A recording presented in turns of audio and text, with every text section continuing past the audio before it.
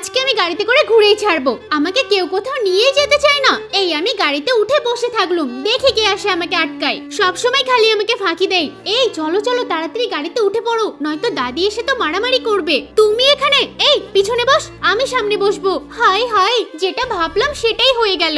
গাড়ি তো আমি চালাবো, সামনে আমাকে বসতেই হবে।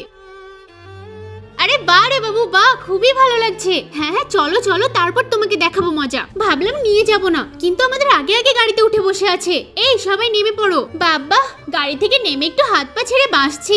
একটা ব্যাগও হাতে করে নিয়ে যাচ্ছে না। এখানটায় ব্যাগগুলো রেখে দিয়ে চলে যাই। আরে ব্যাগগুলো সব রেখে দিয়ে ঘরে ঢুকে পড়লো। এই যে ব্যাগ থেকে মিষ্টির প্যাকেটটা বের করে নিয়েছি, সমস্ত মিষ্টিগুলো এখন আমি খেয়ে নেব। তোদের আত্মীয় বাড়ি এসে মিষ্টি দেওয়া সেটা আর হলো না। মিষ্টিগুলো কি ভালো খেতে। আমি যখন বাড়ি থেকে কোনোদিনও আমাকে এনে দেয় না। আমি এক প্যাকেট মিষ্টি খেয়েছি, এখন তো আমার পেট গুড়গুড় করছে। আমার তো মাথাটা খুব ঘুরছে। এই দাদি কোথায়? এ বাবা,